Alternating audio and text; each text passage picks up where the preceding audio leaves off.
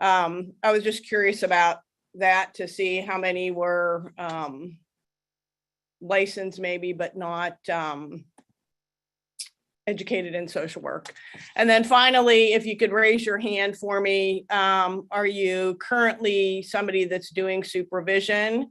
Okay, that's what I figured. We'd have a bunch of people that are supervisors. Okay, so here's where I think the hands are going to be smaller. So how many of you that are currently doing supervision or who have done supervision in the past were trained in what that meant before the first day that you were expected to supervise somebody? I don't know if you are watching the hands, but kind of dramatic, isn't it, when we think about asking people to do or have responsibility in the area of supervision without providing supervision training for them. So, well, welcome to the workshop. I hope we can get through the content today in the time allowed. And I know the PowerPoint was shared with you online. So I'm gonna kind of talk some. I'm gonna hopefully have some interaction with you as we go along, and leave some time at the end to ask or answer questions. I certainly, over my career before I came to Bethany, worked as a supervisor, program administrator.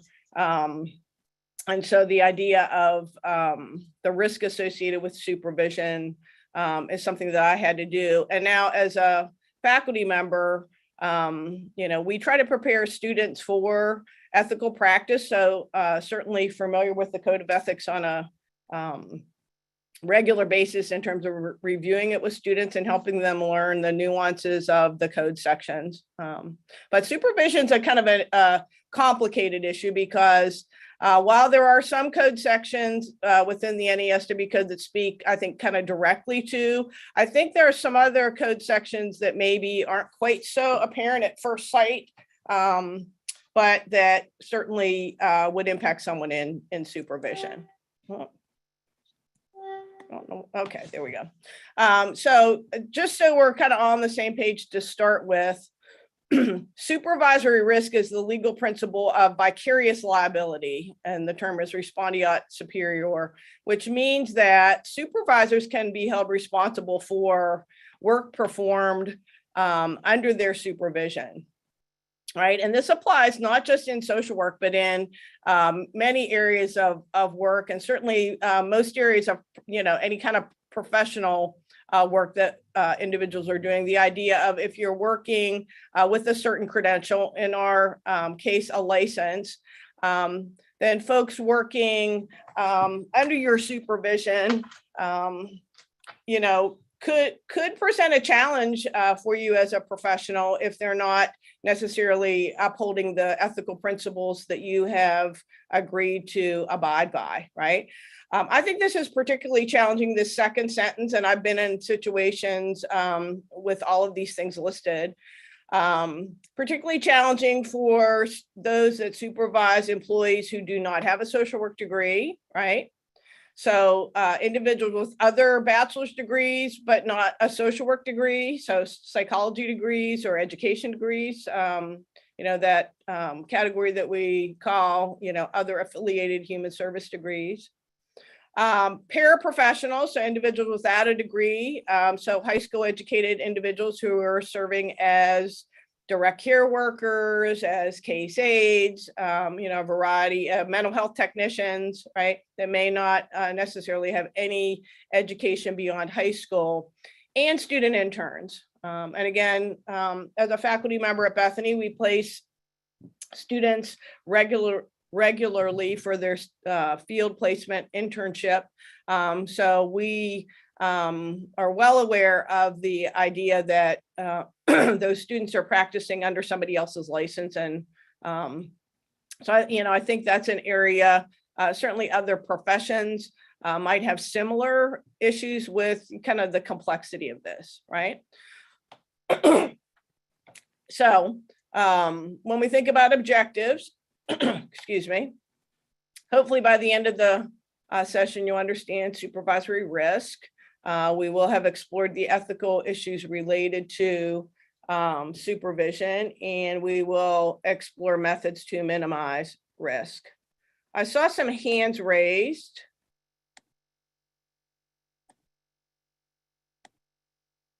Somebody have a question?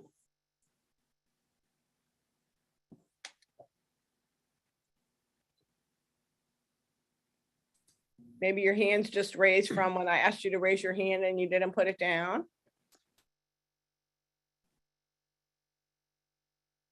Okay, well, I'm going to move on. If you need something, if you could type it in the chat, Sam's going to be monitoring the chat as we go along.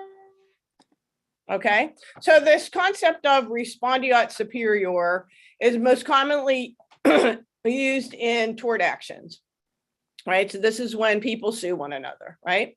And it can be invoked, you can see in that third bullet point, by a plaintiff, right, who's looking to hold an employer, a supervisor, somebody responsible for the actions of their employee or of their supervisee, right? And they're looking for several liability to assign the damages. And if we look at administrative issues, one of the issues always as a program administrator is the thought that if a lawsuit occurs, more likely than not, the plaintiff is going to try to identify everybody along the whole chain to hold responsible, figuring, cast the net wide and, potentially have someone that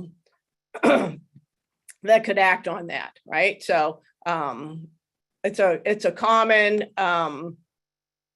legal principle. It's based on this benefits test. So when employee social or recreational pursuits on the employer's premises after hours are endorsed by the expressed or implied permission of the employer and are conceivably of some benefit to the employer, then the employer is liable for harm resulting from the employee's actions, right? So that's a standard that has to be met in decisions that are made. If the employee's action is common enough for the job that the action could be fairly deemed to be characteristic of the job, the employer will be liable for harm resulting from the employee's actions, right? So one thing that I think is kind of interesting as we think about this is the idea of supervisor having responsibility and potential legal responsibility for all decisions made by their supervisee, paraprofessional, right, or intern, if we want to use all of those categories. So first of all, what is professional liability? Right, so we have this idea of respondeat superior that professionals can be held responsible for, or employers can be held responsible for the actions of their employees or supervisees, right? When we think about professional liability, right, first of all, we need to understand what's it mean to be a professional, right? And social work is a profession, right? And so when we are part of a profession, it means you agree to abide by and uphold the professional principles of that profession, right? So being a social worker, we know coming into the profession that there's a code of ethics that we're expected to abide by, core principles, values that we are expected to have looked at, reviewed, and become completely familiar with, right? And abide by the second point, uphold and abide by every one of those code principles, every last one of them in all the formal detail that's provided there. When I teach social work, the code of ethics in an introduction to social work class, which I do, we review the code of ethics. Students that are taking that class are typically first-year students, so freshmen, mostly individuals who are interested in becoming social workers. That's, why they've chosen the major, and, that's pretty clear. Every once in a while, we have someone who, is exploring social work as opposed to another option. One of the assignments I had them do is look at the code of ethics. We go kind of point by point, and at the end of that, I have them kind of reflect on, are there any ethical principles that you think might be challenging for you, right? So they do a code of ethics evaluation and assignment. And we spend quite a bit of time in class talking about, okay, as a first year social work student, it's fine to have these questions and think about, I don't know about that, or I'm unclear about that. But when you are a social worker, when you get a social work degree, so our seniors, for example, we're getting ready to graduate here on Saturday, or you're taking a licensing exam, right? You have agreed to abide by all the content that's included in that code, right? So the first year student, I often tell students, if you look through these things and there's really points that you absolutely positively do not believe in, well, maybe social work isn't the profession for you. You really don't think people should be able to make decisions for themselves. You really don't think the dignity and worth of all people is kind of guaranteed, then maybe social work isn't for you, right? Because as professionals, we're expected to uphold that and abide by every one of those last principles, right? So that's what it means to be part of a profession as opposed to, right, a job that we're doing. We're part of a professional community that collectively has decided what these code sections are. And we certainly, as members of NASW, have the ability to provide input, right, modify it, change it, based on collective vote, but we certainly have the ability to influence the code of ethics into the future if we so choose, right? Professional liability, so the liability side of it, right, is incurred as a result of, and I don't necessarily like this term, right, errors or omissions, because it's also perceived errors or omissions, or someone has determined errors or omissions, right? While they're performing professional duties, right? So we live in a country and we live in a state where individuals can sue other people, right? Based on the concept that the plaintiff felt an error or omission occurred, right? So somebody made a mistake or somebody didn't do something and harm occurred, right? Well, we live in a country and we live in a state where as long as you can raise that with enough evidence, right, you could turn around and even if an omission didn't occur, right, you could still be held responsible, liable for, right, errors or omissions or perceived or determined errors or omissions. So you could say, well, I didn't know that, this was going to cause that. But, if that goes through the legal system, you could have a finding against you anyway. One of the things that I think is interesting to pause and reflect on here before we move on is this idea of professional liability. And as participants in this workshop, have you thought about the idea of, do you have adequate professional liability coverage, so insurance? So is that something that you've hopefully thought about before today, right? Do you have professional liability coverage of some sort? Your homeowner's insurance isn't what we're talking about, or your health insurance, right? We're talking a specific insurance covered that covers your professional liability. So think about that. I would also caution some of you to think about, maybe when I just said that, you said, well, I'm not worried about this because my employer has professional liability coverage for all employees. So professional malpractice insurance, which is a really common, very, very common thing for agencies providing social services to have professional liability insurance on their employees, right? So if they get sued. But I would caution us to think about, is that professional liability adequate to protect you? Right? As a professional, if I'm covered by my agency insurance, what happens if a claim's against me, right? So if somebody files a lawsuit against me that indeed there was this error or omission, and I'm counting on my employer's professional liability insurance to provide assistance to me, right? They certainly would. But what happens when the best interest of the agency is counter to my best interest, right? I just think that could be a conflict, as opposed to if I have my own malpractice insurance, my insurance carrier is going to fight hard for what's in my best interest, right? Because it's my payment that's going to go up and it's going to come out of, the premium that I pay.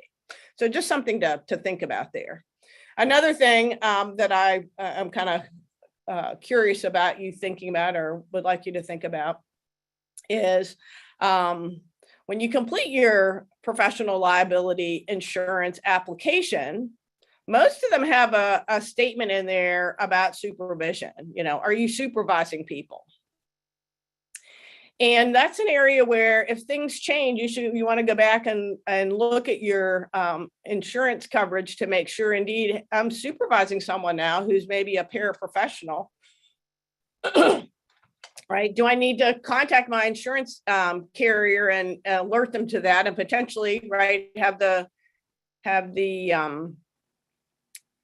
insurance reissued so that it's clear, yes, I'm supervising individuals, particularly those of you that are maybe in group practices where you're sharing some responsibility for some things and not for other things. So what kind of professional services are we engaged in? I thought this would be kind of interesting to think about, right? So these are just a few of the things that off the top of my head, I thought for sure there are folks in the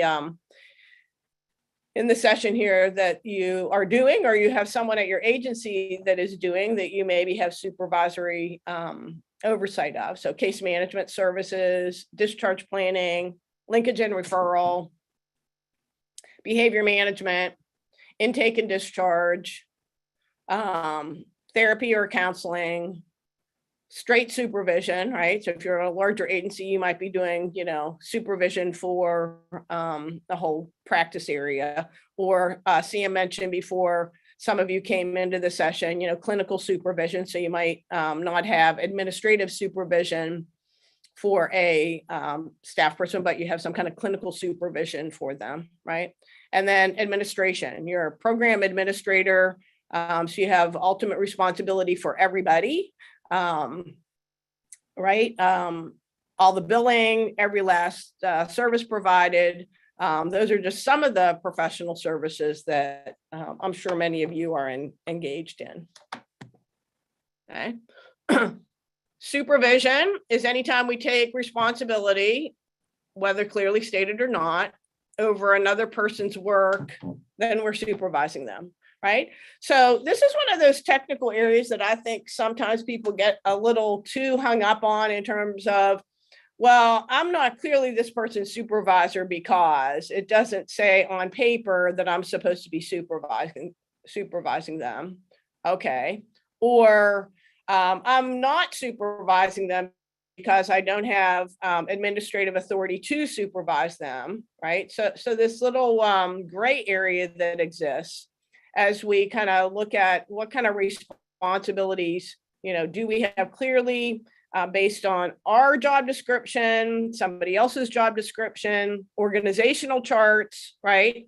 Those things make it pretty clear who is responsible for who or what area or things like that. But there are also kind of informal things that occur, right? We end up with putting someone in charge of a shift because the primary supervisor is on vacation, right? That might not be on an organizational chart. It might not be in that person's job duties, but right, we're giving them that authority, even if it's only for a short period of time, right? For this one shift, you get to be the shift leader for this one shift, or till we find a new case manager to take over, you're going to, be the manager of all the case managers in the unit, right?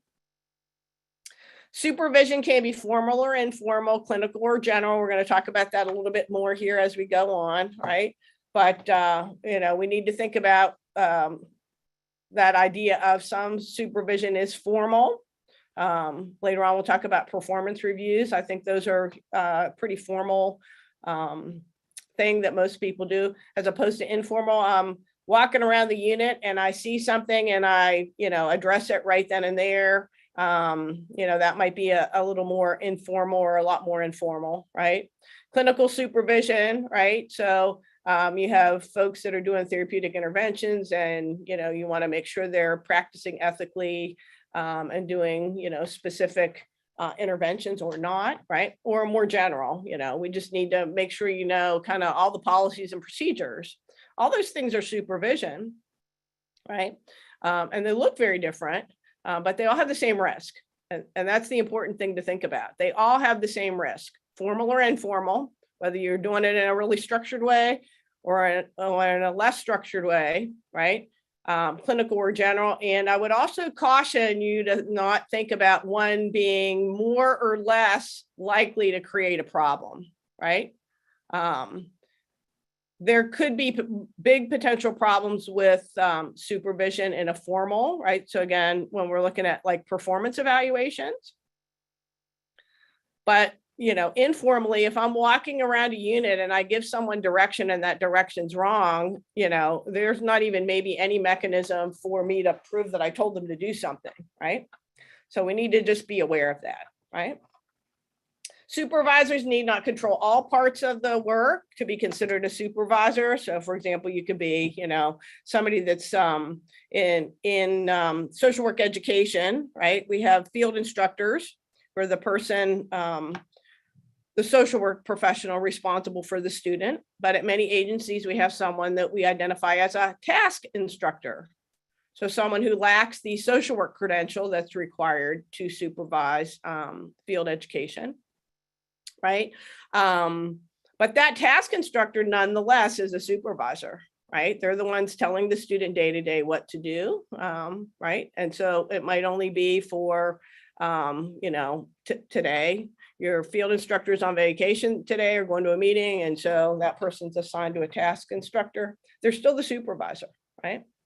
And another example is we could have supervisors who are supervising salaried staff people with no timesheet, and right, that idea of somebody that's not keeping track of their time and can kind of manage their own workload and manage their own time that they come to work or don't come to work. That doesn't mean you're not supervising them just because they get to determine when they work, right?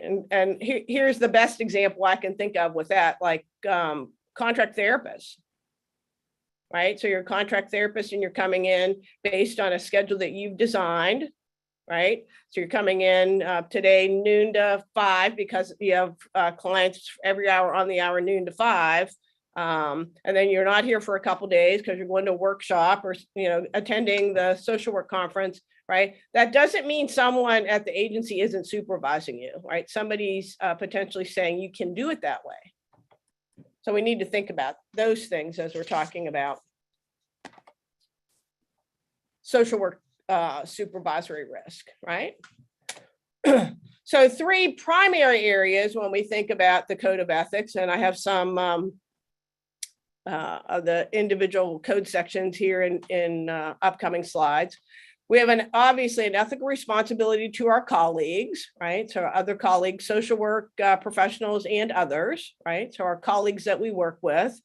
So the physicians in our practice, the nurses in our practice, the correctional officers in the prison, those are all our colleagues, right? As a social work educator, the other faculty members that teach in a variety of disciplines are my colleagues, right? I have an ethical responsibility to my employer as a social worker, right? So promises I make to my employer and competencies that I put out there to my employer, right? I need to be ethical about that. And I have an ethical responsibility to the profession, right? So as professionals, we should be striving to keep our profession strong and make sure people aren't practicing social work without the appropriate training and credentials and licensure and things like that, right?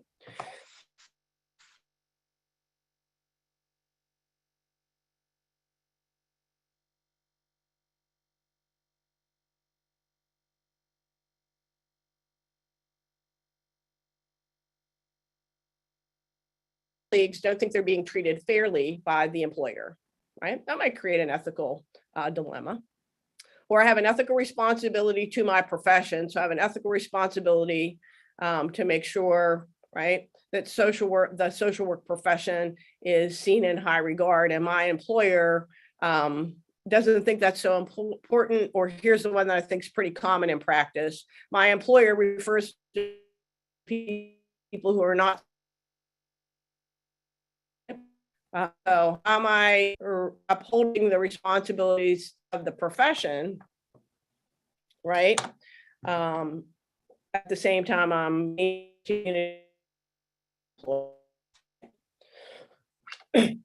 The Code of Ethics has different sections. The first one is the preamble that summarizes our mission and core values, right? The second one is the purpose, which helps us explain and understand kind of why does this exist, right? And then we have ethical principles in the third section, and then finally ethical standards that guide our practice, right? I want to focus for a minute on the purpose of the code. So the purpose of the code is to make sure new professionals, new social workers can get integrated into the profession. It helps the general public know what to expect from us, right? And it's also one of those things then that can be used, again, you know, if there's ever a legal claim against us for failure to act or something like that, that's what they would go back to is, again, the Code of Ethics, right? As we go through these next slides, sorry, I'm checking my time here. As we go through these next slides, what I did is I took these right out of the NASW Code of Ethics, and I've highlighted in red the things that I thought in particular speak to this idea of supervisory risk, right? So the primary mission of the profession is to enhance the human well-being and meet the basic human needs of all people, right? And in practice, right, I think all of us would very enthusiastically agree to this, right? Like that this is indeed the foundation, you know, of what we're doing, particularly this last line, right? We're going to look at the vulnerable, oppressed, and those living in poverty, particularly, right? But we're going to know that this is where we're practicing from, okay? Here's what I want to draw to your attention. Notice it says all people. Notice there's no qualifier there, right? So if we're enhancing the basic human needs of all people, that includes all people who are our supervisees, all people who are our employer, all people who are our colleagues, our student, right? We're going to enhance everybody's basic human needs, right? And that in and of itself can sometimes create a conflict as it relates to ethics. Again, I highlighted in red, right? The purpose of the code is to make ethical decisions, right? I think that's pretty clear. Social workers' decisions and actions should be consistent with the spirit as well as the letter of the code, right? If you read those sentences in between those two red highlighted things in that first paragraph, what it's calling us to do is kind of when worse comes to worse, right, we need to make sure we're always making decisions based on what we think the intention overall is, right? So the spirit of, as well as exactly the letter of the code, right? So if we're going to make judgments, we can't say, well, it doesn't say that in the code, right? Doesn't say I have to do it this particular way, right?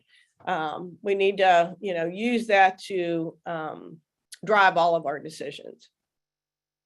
Instances may arise when social workers' ethical obligations conflict with agency policies or relevant laws or regulations. That's kind of an interesting one, right? That idea of, as again, professionals, it's our responsibility to make sure we're acting ethically, right?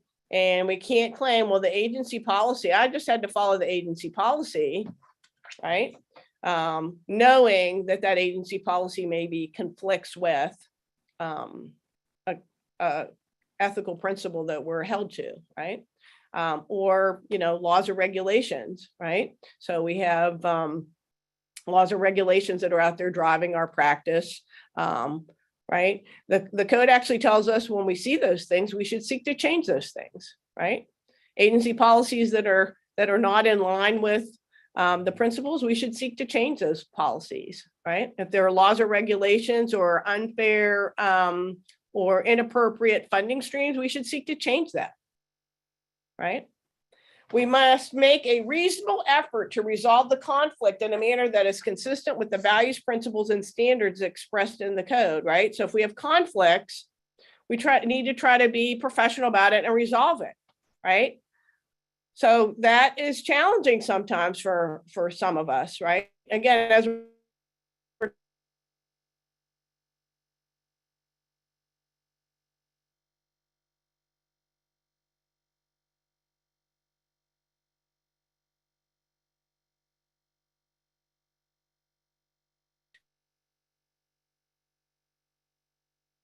us to try to resolve that conflict, right, in an appropriate and ethical manner. With the growth of communication, right? So the idea that we have cell phones and we're communicating with people via email and social media, right? We need to be particularly aware that there are unique challenges about that related to confidentiality, informed consent, boundaries, competence, record keeping, and all kinds of other things, right? So some of those areas, I think we've done a lot of work over the last few years in trying to address some of those areas of concern. A good example is today when you logged onto this workshop, logged onto the conference, there was a pop-up saying this is going to be recorded and you're giving permission to do that, right? I'm not sure 5 years ago anybody would have even thought about that when they were using Skype to do something, right?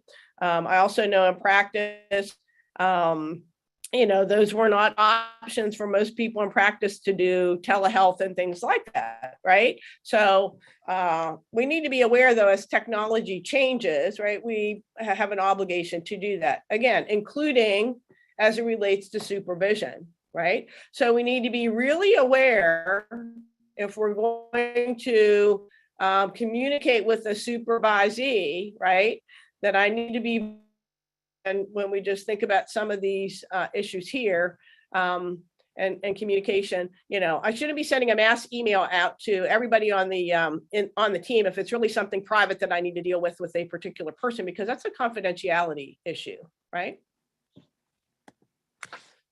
This slide's kind of hard to see, and I did contemplate trying to put it on multiple slides, but I really wanted it on one, so I apologize for it's a lot. I know it's a lot to deal with there, right? At the top of each one of these sections is the value, right? So again, this is right out of the NASW codes, cut and pasted right into here, right? So we have a value of service, right? And then the ethical principle, help people in need. And then I've highlighted in red, again, the keywords in each one of these, right? So under ethical principle for service, right?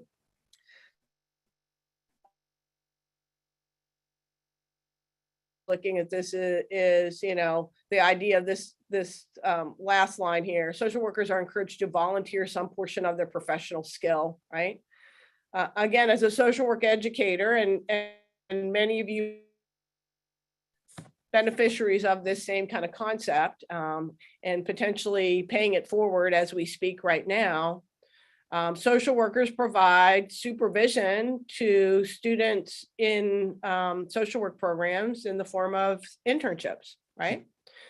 Most of those programs, you're doing that voluntarily. You're not getting any reimbursement for that. You're just doing that because it's a way to pay forward the profession, right? And certainly we wouldn't have the competent, capable social workers we have today had someone not done that before, right? I'm sitting here today because I had field instructors paying it forward to me, right? So we need to understand that service includes service as it relates to supervision of students, as it relates to, have somebody working in potentially a unit in my agency that I'm not responsible for, that's looking at going back to get a graduate degree in social work, and they need some assistance to figure out if that's for them, or could they volunteer some time on your unit so you could write a letter of recommendation for them or something like that, right? The second value is on social justice, right? And again, you see the highlighted section there. We have a responsibility, not just to make sure that we address social injustices, right? But also that we understand the idea of cultural competence. And that's pretty clear when we look at the code, right? That we can't say, well, I don't know anything about that, so I'm not, my practice really doesn't deal with that area. So I guess this person is just gonna have to get the social work that I'm comfortable providing, right? No, instead we need to access the information, services, and resources, right, that we know are out there, and try to engage all people in that decision-making process, right? So social justice I think can be a problem as it relates to supervision, particularly with individuals who are potentially paraprofessionals or individuals like that, that they might not understand the idea of helping address, social justice issues as a function of social work, right? Dignity and worth of the person, right? We need to be caring and respectful, mindful of individual differences, cultural and ethnic diversity, right? So again, we respect all people as we're interacting with them, and see everybody has value. Again, I think that's so important when we think about supervisees, right? The supervisee might not be necessarily the best employee that you could want to address, but they are a human being, right? And maybe we need to just help them find a different position, either within your agency or outside of your agency.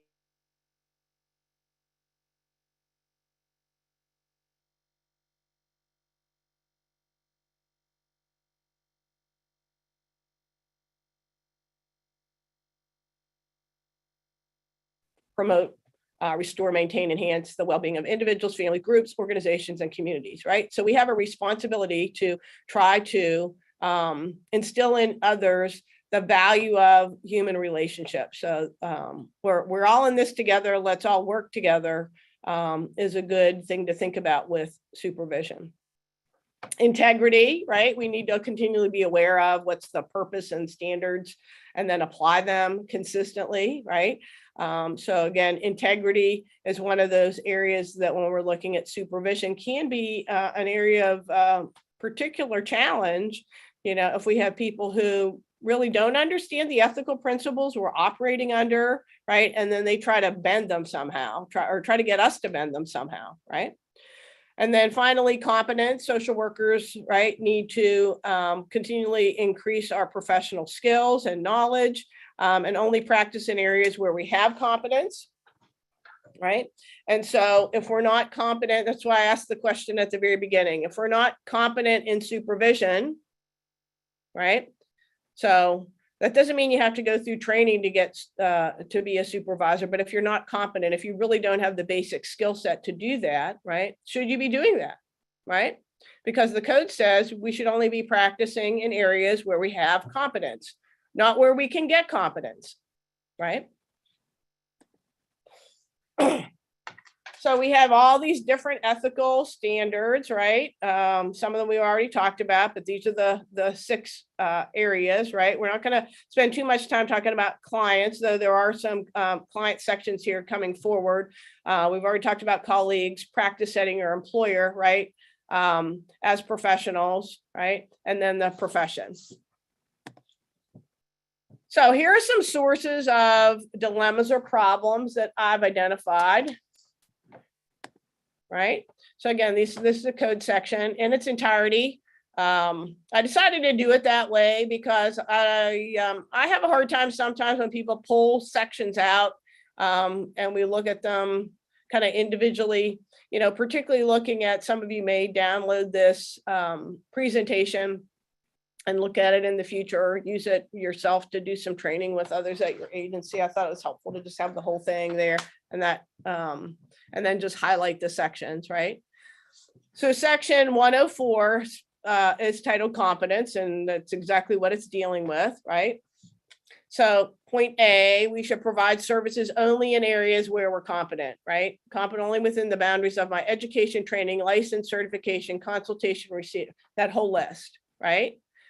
So again, if we're a social worker, new social worker to an agency, right, we might take a little while to get our feet on the ground and understand what the boundaries are and what the policies are at an agency, right?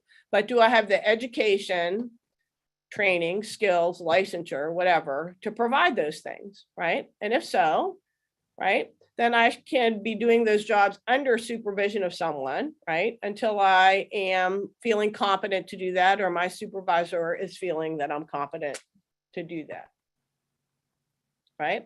Social workers, B, after engaging in appropriate study, training, consultation, and supervision, right, we can provide services in substantive areas right, that are new. So it does allow us, when we look at B, it does allow us the flexibility of, all right, I'm going to a new agency. I have some of the skills, but I don't have all the skills. I have some of the, I have the knowledge base, right? But I don't necessarily know the policies and procedures of the agency, right? This allows me to do that with, supervision. That's the word over here, right? Or study or training to do that. So it clearly allows us to explore different areas and become proficient in different areas. But again, it makes it really clear we should only be doing that, in a very calculated manner, right? Cultural competence, 105, right? Social workers should demonstrate an understanding of culture and its function in human behavior and society, recognizing the strengths that exist in all cultures, right? Cultural competence can be a problem in practice as it relates to interacting with clients. That's the one section that this comes from 105 is we have an ethical responsibility to our clients, right? And I think in particular, when we think about providing supervision, we might have competence in an area, an area of cultural competence. But as professionals, are we ensuring that the individuals working with us as our supervisees, right, as our students, have that competence as well before we're kind of expecting them to engage in practice activities with them, right? And then D, social workers should obtain education about and demonstrate understanding of, right, this list. So it also makes it really clear, right? Education about and demonstrate understanding of, right? So this isn't just like, oh, I know what this is, right? That this is one of those foundational principles in social work education, right? That sets us apart from other disciplines, right? We really believe in the dignity and worth of all individuals. And we really want practitioners who understand and uphold diversity, equity, and inclusion, this whole list here, right? And right, if we've been educated as a social worker, so we have a BSW, MSW, DSW, we know that we've had that kind of educational background, right? But again, we might be supervising someone that's not the background that they've had. And I will also caution us to think about even those, again, loosely affiliated human service degrees, right? There's no guarantee that in those programs, those individuals indeed had training in these areas. It is what sets social work education apart from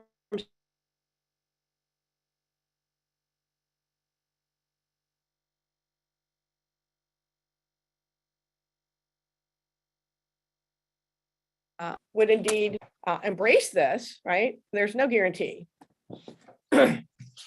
Conflicts of interest. Right? Conflicts of interest are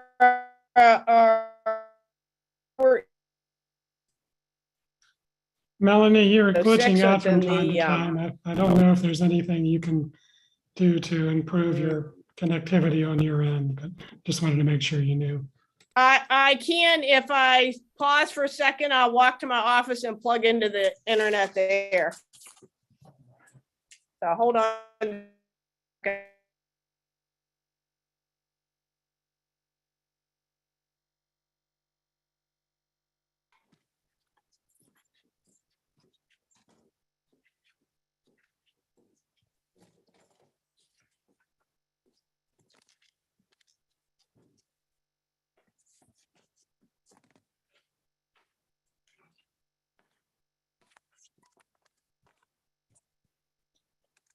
Okay, hopefully that will be better. Guys hear me still? Yes, thank you. Okay. Yeah, I was afraid of that. We had a big storm come through here and sometimes that, makes a little bit of a glitch, so.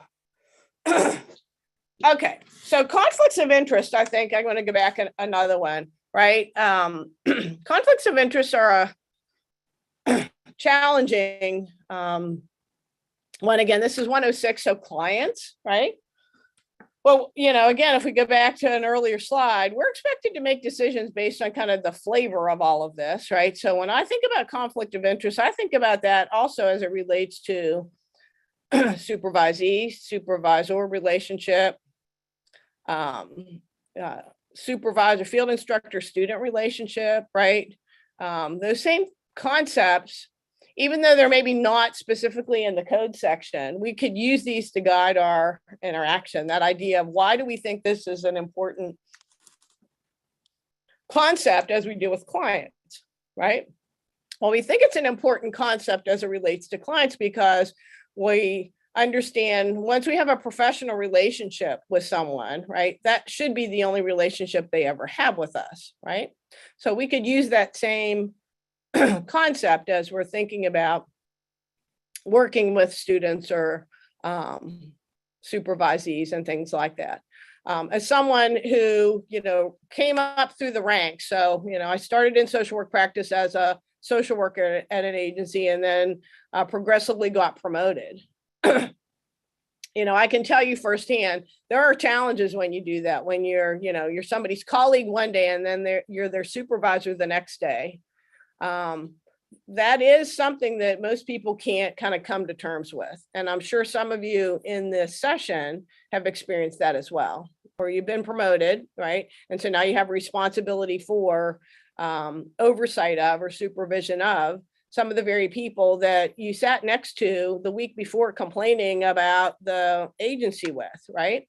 So I think we could use this to think about, the ethics related to supervision, right? This is a really long section. I do think this is interesting, just as an aside. When I look through the code, they very clearly say in the code of ethics, really none of them are more important than any others, right? It's very clear. We shouldn't be saying, well, I like this one more, so I'm going to focus on this one more, right? But when I look and you see 106 has so many points, right? I'm not saying it's more important, but it's clearly that they want to be very, very clear about what the expectations are. There's much more detail in this and a couple other sections than some of the other ones. A few years ago, I sat in on a presentation by one of the major providers of professional liability insurance at a conference. And, they raised the issue of codes of interest or codes of ethics for lots of professions, right? So they don't just, most of those insurance companies aren't just dealing with social workers, they're dealing with social workers and therapists and doctors and lawyers, right? They're dealing with a whole variety of people. They said, the woman that was presenting said, most of the time code sections are revised, amended, increased like this based on some problem, right? So conflicts of interest continued, right? We should avoid communicating with clients using technology. Again, I think that's a good, thing to keep again in our mind as we're talking about supervision, right?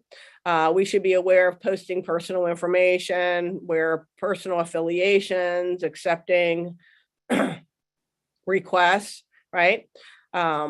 We also need to think about, again, all of these things as it relates to people that we are responsible for supervising, right?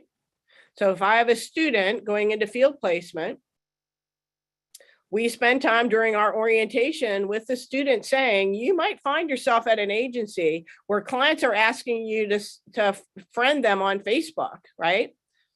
And we prepare students for that, you should just say no, right? That's not an appropriate thing, right? But as supervisors, we need to be aware of, right, what some of the people that we're responsible for, what are they doing, not necessarily on work time, on their personal time, that might be a conflict here with clients that you're serving, right? Hey, Melanie, I just want to let you know there are a few hands up with questions, and you've got just under 10 minutes left. Oh, okay. I thought we had more time than that left. I'm gonna move forward then. Oh, I'm sorry, you're right. You have till 12:30. Okay. My bad. It's okay. If I can get through these, and I'll take questions here shortly.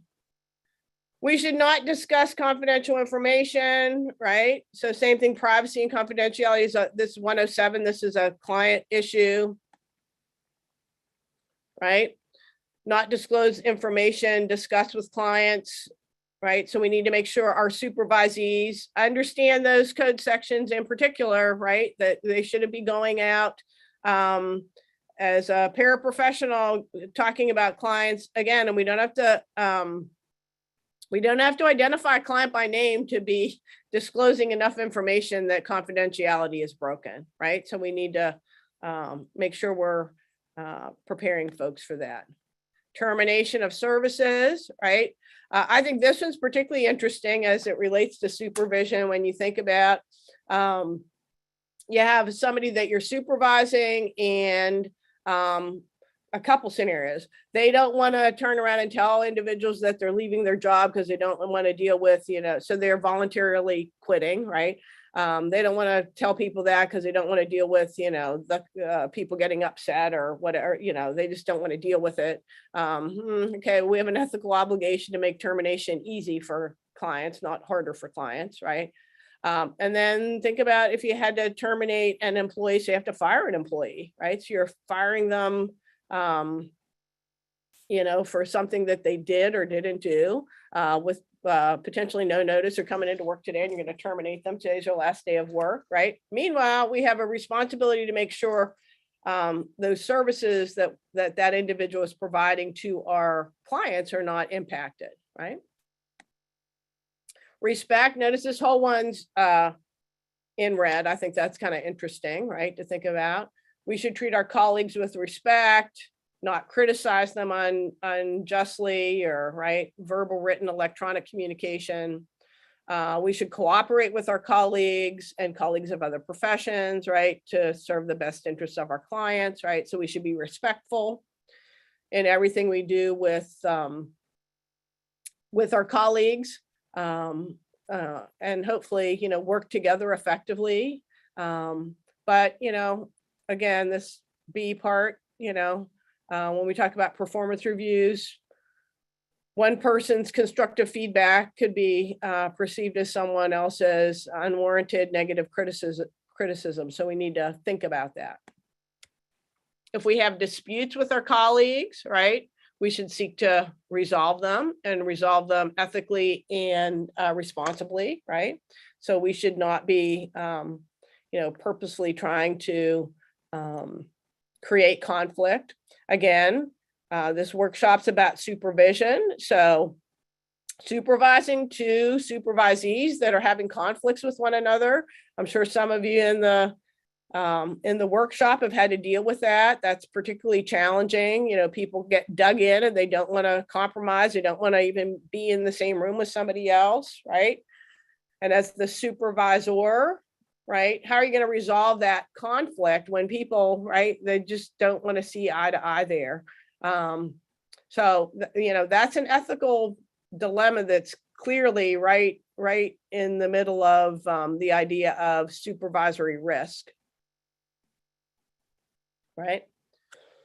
Consultation, we should get advice from and seek advice from, give advice for or to individuals if they need it, right? So this is about sharing knowledge that we have and helping others become the best practitioner that they can be. And hopefully they would do the same for us, right? So that idea of giving and getting consultation.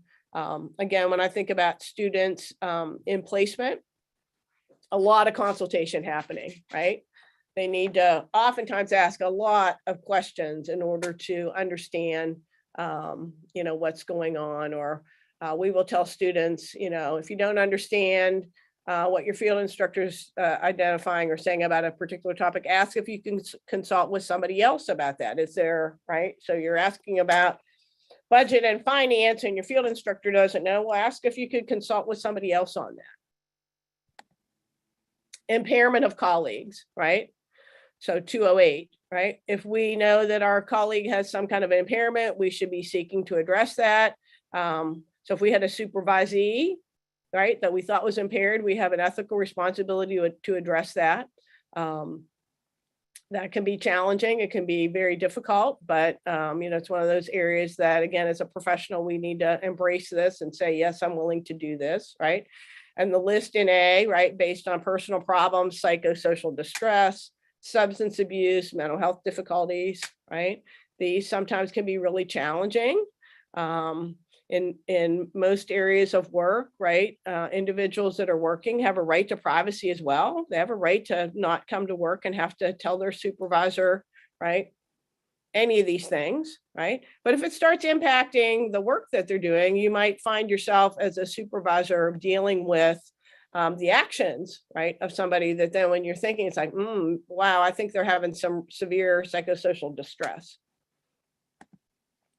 Incompetence, right? So impairment's one thing, incompetence is another, right? So if someone's being incompetent, we need to deal with that and take action, right? Including this B, right? Including dealing with it directly with the colleague, but also taking it up through the channels as established by our employer, the agency, the NASW, or licensing bodies, right? So it's really clear if we think somebody shouldn't be doing the job that they're doing because they're incompetent in that area, right? Then we should address that. Unethical conduct of colleagues, right? You see, again, this whole area is highlighted in red, right?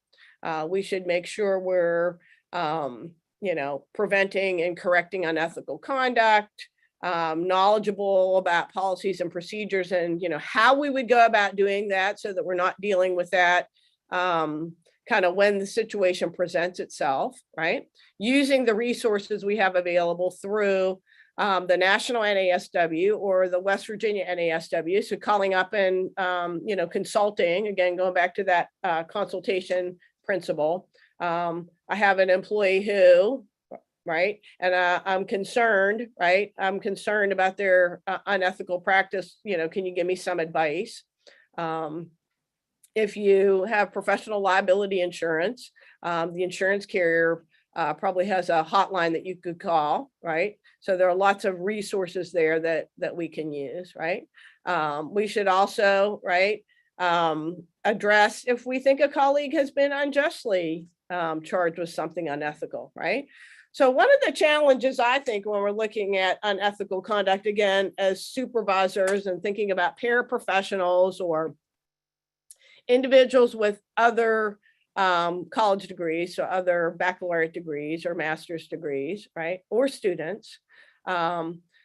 Sometimes those individuals, again, just really don't understand our ethical principles, right? And it's just an educational component, right? Like, oh, yes, you're a bachelor's level social worker, but that doesn't mean you can be doing therapy with individuals. So just to clarify that, right? And if someone's unjustly accused, right, like you're doing this, right, that we would also be willing to jump to the defense of someone if they're doing something that they are supposed to or have the authority to do, right? Supervision and consultation, right? 301, we're expected to provide supervision and consultation by setting B, right? Clear, appropriate, culturally sensitive boundaries, setting goals. C, no dual or multiple relationships, right? And we should be evaluating people based on a manner that is fair and respectful, right? So supervision is an ethical principle, right? That we agree to abide by. And we need to understand that relationship is one that takes some nurturing and some direction, right? Clear and appropriate, culturally sensitive boundaries. So it's really clear you're in a supervisor-supervisee relationship. We're not friends, we're not colleagues, we're a little different than those environments would imply, right? Education and training, people who educate, who function as educators, field instructors. Again, I think that's one that I was particularly interested in talking with you about, or trainers, right? Should only provide information in areas where you're competent, right? We should evaluate students fair and respectfully, right? We should routinely evaluate students, understanding their students' not professionals yet, right? So if they're an MSW intern, right, the reality is they're not a individual with an MSW yet, right? And so we need to use the opportunity that we have with them working with us to train them so that when they are done, they're competent practitioners, right? But to understand they're a student and they're learning, and the potential is they might make a mistake. Performance evaluations 303, anybody that has the responsibility for evaluating others' performance should do so fairly and with consideration, right? And based on clearly stated criteria, right? So I think that's really important to think about. That idea of if we're evaluated on an area that we've never been told that we're going to be evaluated on, or using criteria that isn't clear, that's really not fair to the employee, right? Social workers who work as administrators, right? We need to advocate for resources. Notice it doesn't say anything here in this whole section about administration. It doesn't say anything about we can provide less than adequate service, or my interpretation, less than ethical service because we don't have enough money to do ethical service. It does not say that anywhere, right? It says if we don't think the resources are appropriate, then we will try to get the resources changed, right? So I think that's really significant as we think about providing supervision or administration, that idea of, we as practitioners know, how many clients a employee could see on a regular basis that they would be effective.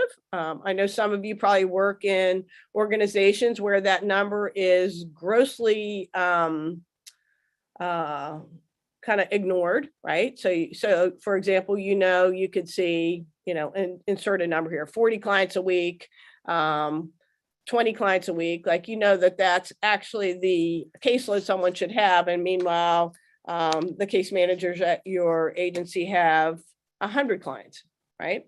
I know that some of you are in those kinds of situations, and it does put you in a real bind in terms of ethical practice, right? Because notice it doesn't say here, oh, I don't have the resources, so therefore I can ignore these things, right? Continuing education, that's why you're here today, I'm sure, right? We should take reasonable steps to make sure we have continuing education for ourselves and our staff, right? I know as budgets have been cut, many agencies have decided, this was kind of the quote unquote easy place to cut funds, right? Let's just cut back on continuing education. Our staff, they're not even going out in the field because of COVID, so they don't really need staff development, or they can't go to conferences because they're not live and in person, right? Again, notice there's nothing in there that says money makes any difference there, right? It says we're going to take reasonable steps to have that work out. Competence, right? We should accept responsibility or employment only where we feel competent. So same for our supervisees. We shouldn't be expecting supervisees to do things in areas where they lack competence, right? Again, we can go back to the very first section 105, I think it was. Could they learn what they need to do that job? Yes, they could, right? And if that's what you think, then support them and help them gain competence in that area, right? We should base practice on recognized knowledge, including empirically based knowledge relevant to social work and social work ethics, right? So we shouldn't just have people trying things for the sake of trying things, right? Is what that's talking about, right?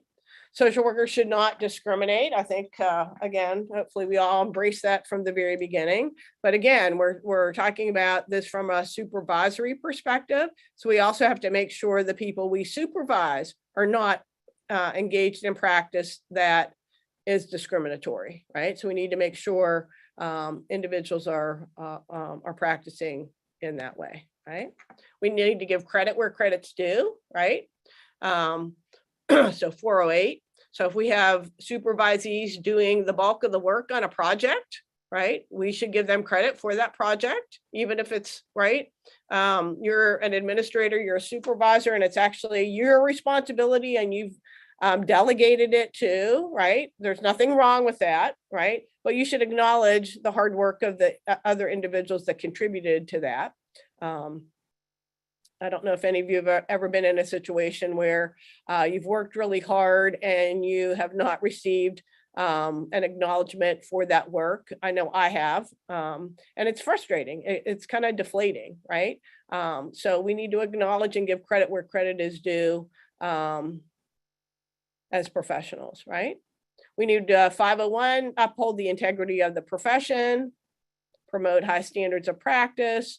I'm going to draw your attention to this one on the bottom in particular. This is one that I think we all really need to be well aware of, particularly as it relates to supervision, right? Social workers should act to prevent the unauthorized and unqualified practice of social work, right? So we should not permit people who are not social workers by education and licensure to call themselves social workers, right? We instruct our students when they go into their field placement to make sure every interaction they have with clients or staff people, colleagues, community partners, that they identify themselves as social work students. So it's clear, I'm not a social worker. I'm almost a social worker, right? I'm training to be a social worker. In an attempt to try to make sure we, deal with this E section. I have had many times in my long career where someone outside of my workplace would make a disparaging remark about a social worker, right? They would be, oh, I called this agency and I'm really disgusted because this social worker said something that I knew as a social worker was really against the ethical principles. And I would say, well, who did you talk to, right? And they would tell me somebody's name and I would immediately know, well, that person's not a social worker, right? Yeah, they work at that agency, but they're not a social worker, right? Political action, I'm going to skip over in the interest of time, right? So now let's talk about boundaries, workplace culture, supervision, these kinds of things. If I could stop there for a second, because then we're going to move on to my fun things that I found. And maybe the folks that had questions can jump in.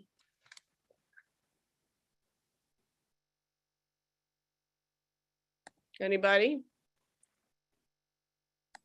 Thanks, Melanie. There are several questions. One that I picked up out of the chat from Doris is, should we be friends on social media with people that we have supervised?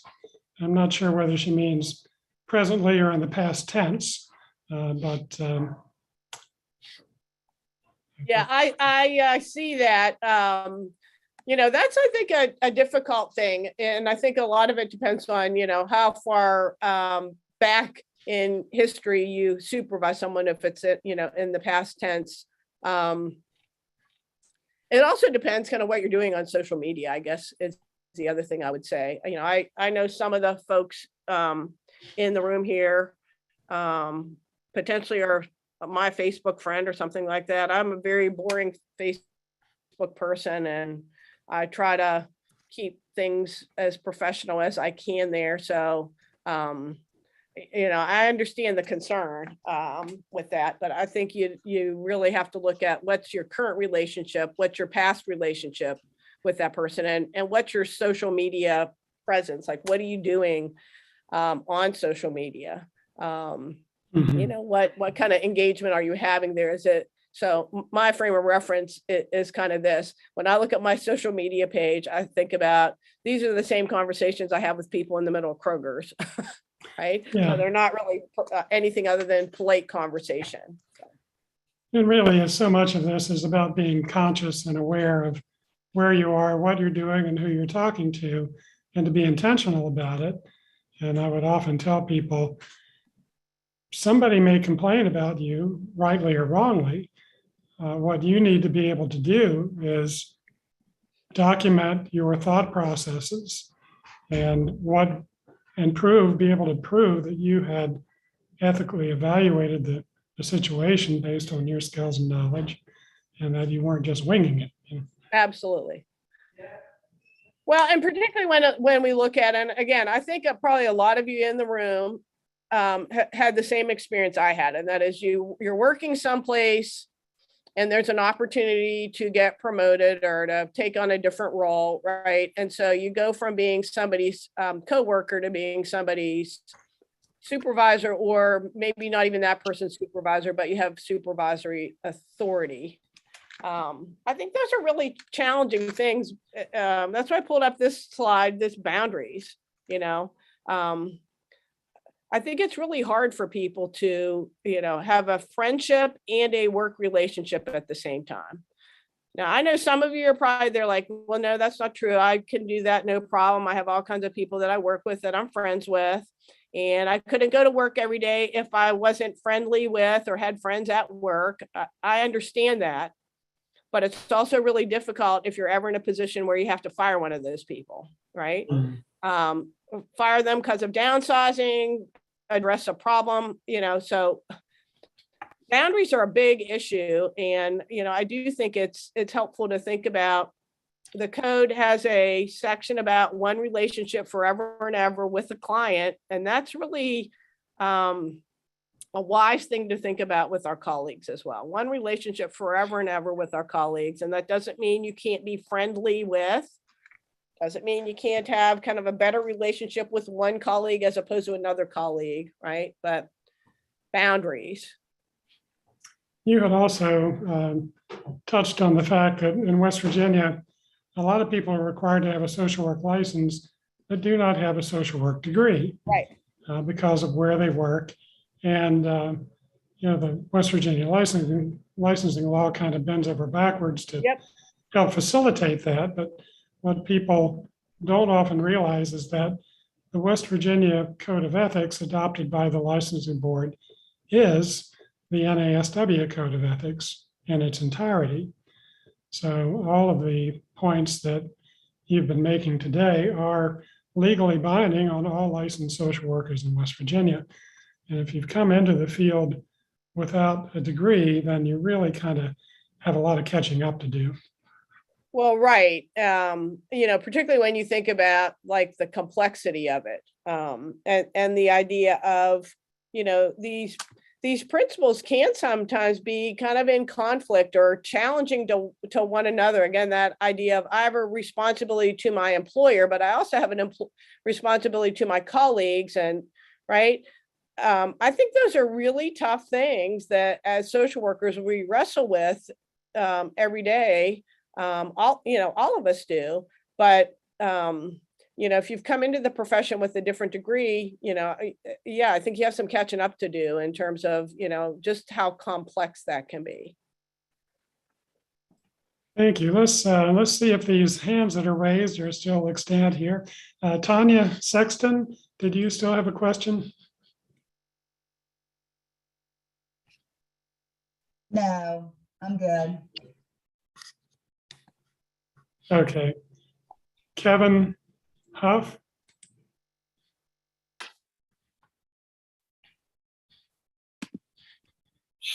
No, I'm okay too. Thank you. All right. Thank you, Kevin. And Thomas Singleton.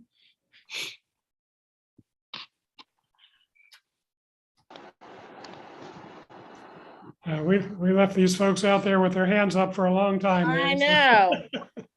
I apologize. I have my screen share on, so I can't see anybody other than I can see the chat keeps popping, you know, that there are folks on there. But what you've talked about, you know, underscores the fact that supervision, along with everything else we talked about, even during the keynote this morning, it's a two-way street and a mutual responsibility and a binding agreement between two individuals. And it really is critically important.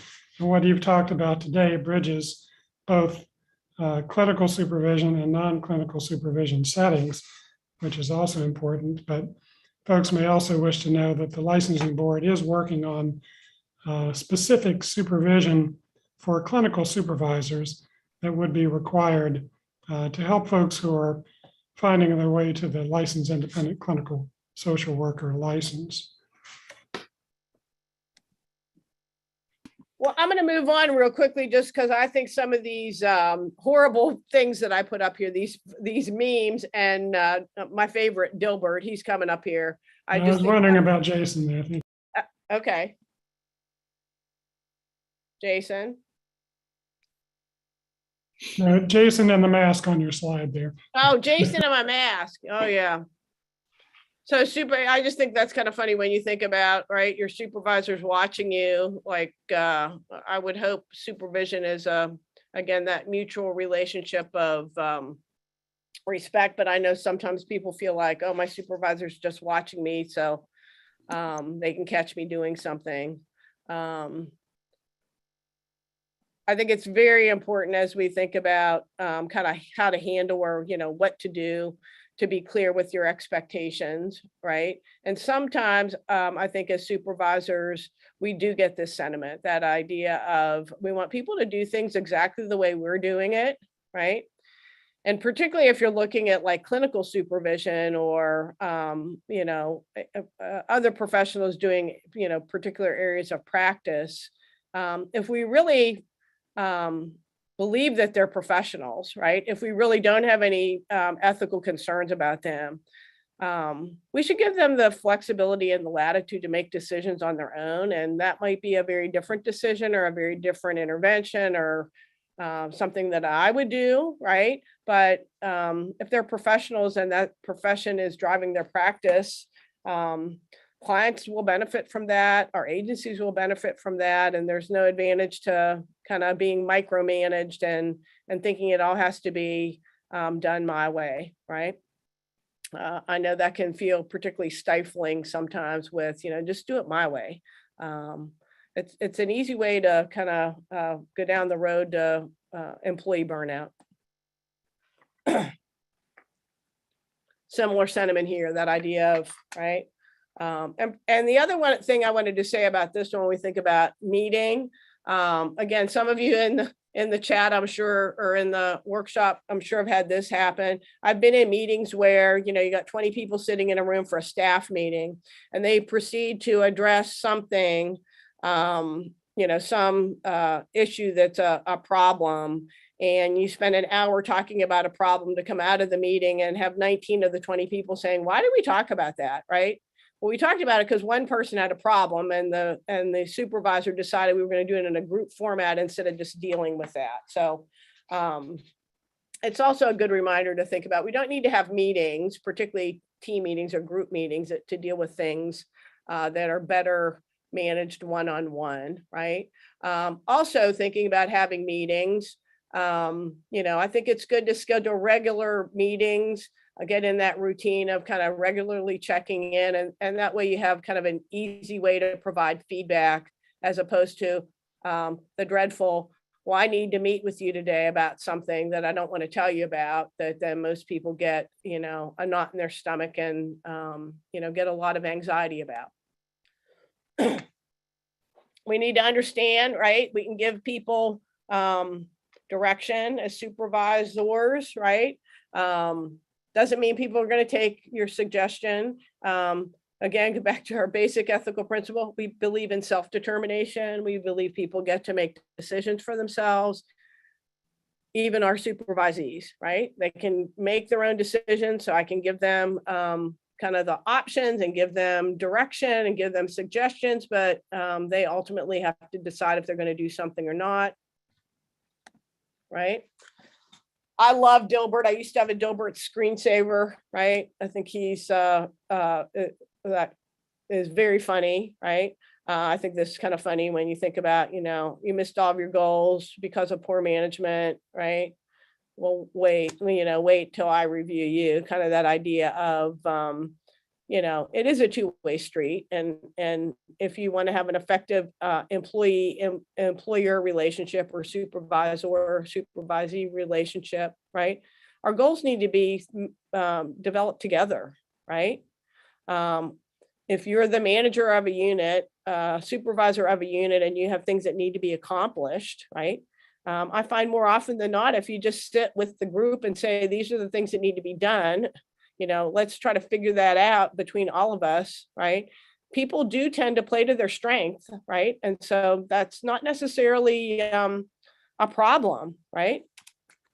And also that understanding of, maybe we should be asking our supervisees, what kind of supervisor am I, right?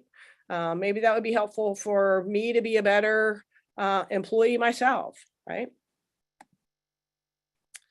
I think this one's kind of funny, right?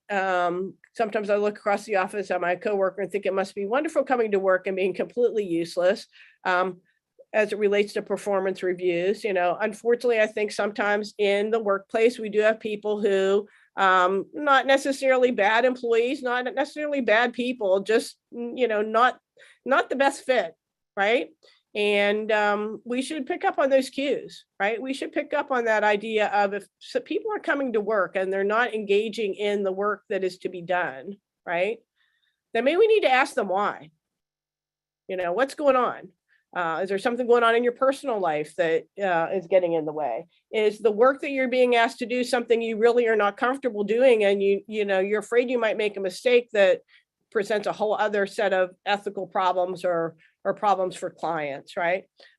Or really, do you just not like this kind of work at all? And maybe you need to think about doing something else if it's really not something you're excited about doing, right?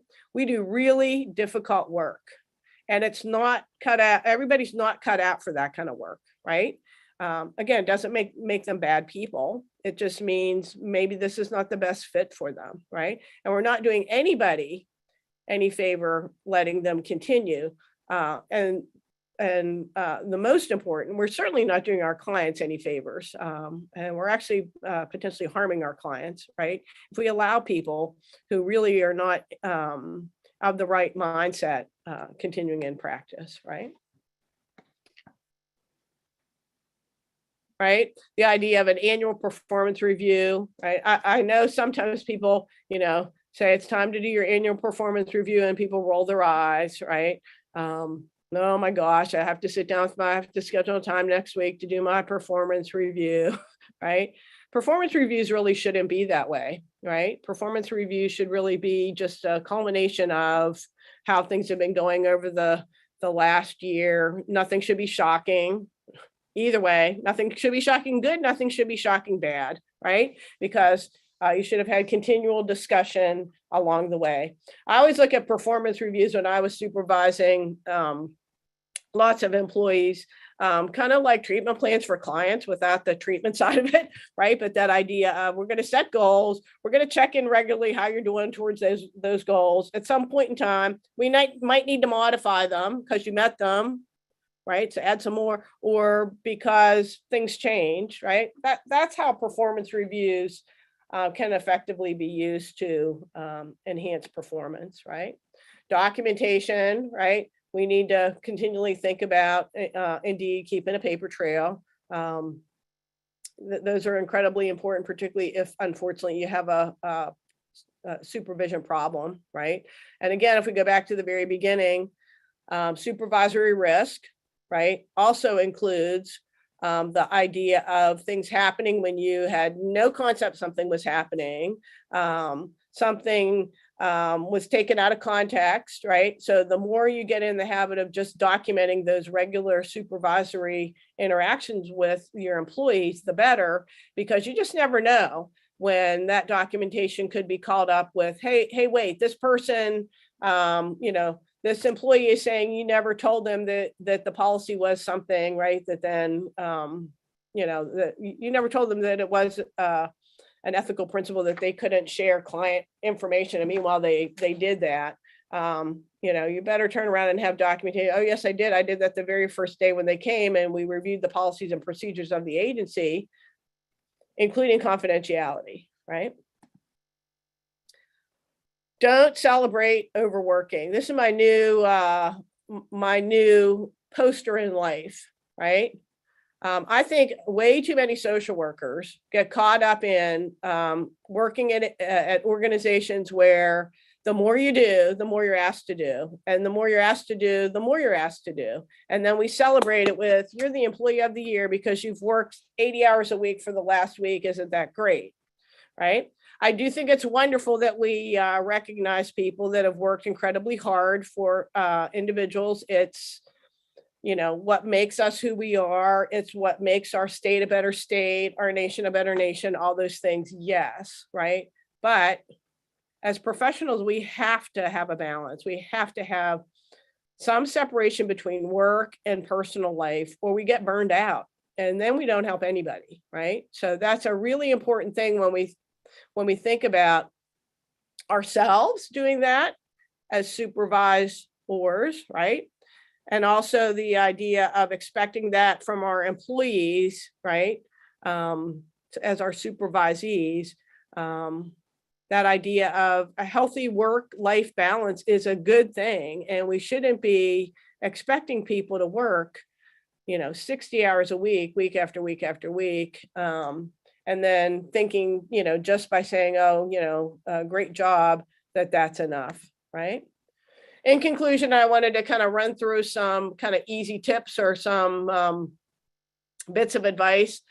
First of all, I think it's always important to think about consulting a professional. So an attorney, your insurance carrier, NASW. I think that can go a long way to help alleviate some of the issues we've talked about here today. If you have an insurance carrier, you know, they might have some training or things like that that's available that they could sponsor. Those are good things. Attorneys can certainly help you try to eliminate problems before they start by, you know, coming up with performance appraisals that, you know, are clear and specific, and, you know, all those kinds of things that if you end up getting into a situation, right, you'd be probably happy that you're using the form that the attorney designed for you, even though that might come at a cost. I will say, you know, I've talked many times at conferences and people usually throw out, yeah, but attorneys are really expensive, or yeah, but training's really expensive. Well, yes, but you know, you can pay now, or you can pay later, right? So maybe better to go to a conference and listen to an insurance carrier talk about ways to limit malpractice risk, right? As opposed to having a problem with it, right? I think as supervisors, we need to set very clear expectations, right? Our supervisees pay attention to us. And so we need to be really clear kind of what we're expecting. And then we need to hold people to those expectations, right? So if I'm telling my, let's say, new employee, I expect you to meet with me every day, first thing in the morning for the first 2 weeks, because that's how we, you know, get your orientation done, your feet on the ground, and I can make sure, you know, you're doing only what I need you to do or want you to do, right? Very clear expectations, I think, are very helpful for people, particularly as they're starting, you know, new jobs. They have new expectations. They're a student that's learning their way. Those clear expectations are very helpful. Provide regular supervision, whatever that means to you, right? Regular supervision, I would not say should mean to anybody once a year, right? So regular supervision. Once a week, we're going to get together. Once a month, we're going to get together. Every 3 months, we're going to get together, right? We're going to do it over the phone. We're going to do it via Zoom. We're going to do it face to face, whatever works best for you. But the key is regular, right? And I have found using regular supervision, it really oftentimes cuts off many of the problems that I've noticed other supervisors have had at agencies that I've worked at, right? That idea of where we're just going to regularly get together and talk about strategies and talk about your goals. Very, very helpful. Address concerns quickly, thoroughly, and directly, right? So this is where if we start seeing some issue, we have some concerns about something, right? We should not just put it off, think, oh, it's going to go away. So-and-so's telling me this person's coming in late to work every day, but I'm just going to ignore it and maybe it'll correct itself. They hardly ever do. So address them quickly. Like if you can do them literally the same day, helpful, right? Right, because then frame of reference thoroughly. So what's the problem? You know, is it really that they're just coming in late, or you're coming in late and you're coming in late results in, you know, clients are getting mad and leaving the practice because right? Whatever the issue is. And then directly, this is where you have to use your good communication skills and be, certainly gentle and kind and compassionate individuals, but directly address what the problem is with the individual, right? So it's very clear, right? Don't address individual problems as a group concern. That's for me, one of my personal complaints that I have. I think that's a huge problem. I don't need to sit through a 30-minute meeting talking about, whatever the problem is if I'm not the one having that problem, right? Document, right? Again, I think it's helpful if you pair this with regular supervision, right? Sit down, talk to the employee, pull it out, however you're going to do that on the computer, and make a few notes every time you meet. Certainly if you're having a problem, right? Go on up here, areas of concern, address them quickly, start that paper trail, because you never know that when you're going to need to pull that up, right? This person's late once, maybe not a big deal. Could be a big deal though, right? And then foster and support professional relationships, right? Understand that distinction between colleagues, co-workers, and the idea of supervisor or supervisee. Well, it has been great having you here today. I hope that you learned something about supervision in the process. And thank you so much, Melody. Lots of accolades and appreciation for you in the chat, which will be shared with you at some point in the future. And we put some information in the chat about evaluations. At the end of the conference, you'll receive by email an invitation to complete the overall evaluation, which will include an opportunity to evaluate each session you attended. So please be looking for that at the end of the conference. The link to the handouts for all of the sessions that we have handouts for is on the NASW website under the 2022 conference. There's a link to the handouts, and that was dropped into the chat earlier as well. So the next sessions will begin at 1:30. Those will be the B sessions. And we appreciate you, Melanie, again for being here today and sharing your wisdom with us. And thank everyone else for being here, and release you to your lunch and a little bit of a break to rest your head. Thanks, Sam. Thank you. Bye, everyone.